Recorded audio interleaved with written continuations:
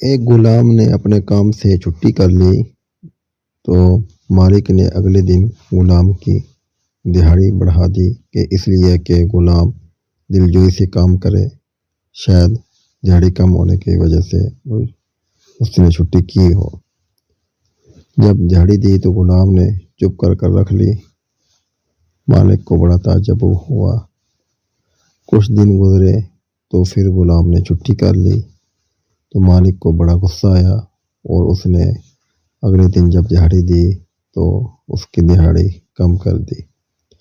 غلام نے پھر چپ کر رکھ لی تو مالک نے تعجب میں غلام کو بلایا اور پوچھا، جب دہاڑی بڑھائی تو اس وقت بھی آپ نے کوئی بات نہیں کی اور جب میں نے دہاڑی کم کی تو آپ نے پھر بھی کوئی بات نہیں کی۔